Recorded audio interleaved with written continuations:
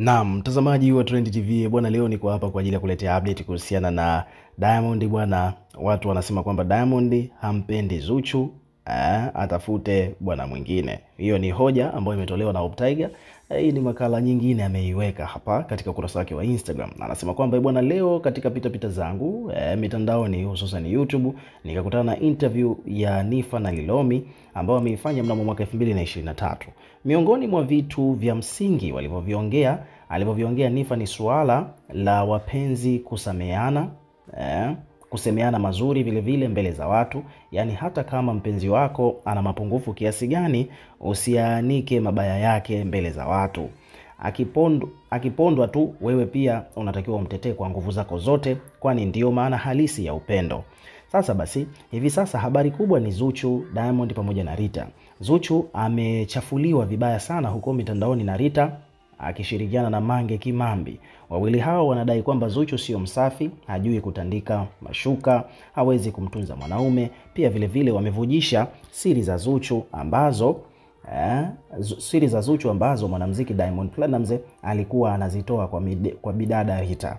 Kwa mujibu wa Rita, inaposemekana alivyokuwa ameandika kwamba kuna muda Diamond alikuwa na Rita alikuwa anakata simu makusudi za Zuchu. Kiukweli inasikitisha kwa namna Zuchu alivyochafuliwa na Rita kwa kushirikiana na Mange Kimambi. Kwa kweli Diamond angekuwa anampenda kweli, basi angejitokeza hadharani na kumkingia kifua. Mpaka sasa hivi bado hajafanya hivyo.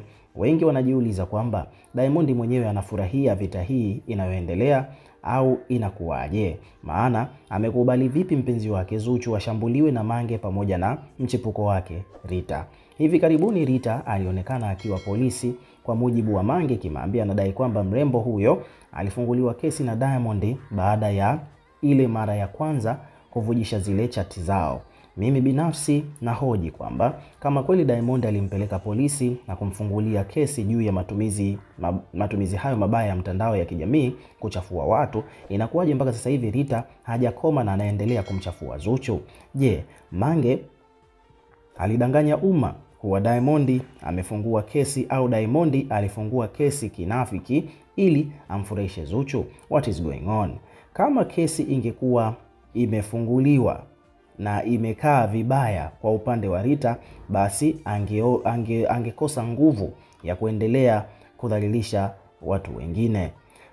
Naamini kwamba Nifa ni rafiki mkubwa sana wa Zuchu na mara kadhaa amekuwa akiposti na kuandika maneno mazuri. Naomba mshauri Zuchu bwana, atafute tu mwanaume mwingine, kwani huyu binti bado ni mrembo na anavutia. Na umri wake bado ni mdogo, hivyo basi anaweza kupata mwanaume mwingine wa maana tu kuliko kuendelea kudhalilika na kujionyesha kuwa bila Diamond hawezi kuishi. Mambo hayo. Una kipi cha kuzungumza kuhusiana na makala hiyo ambayo imesambaa leo mtandaoni?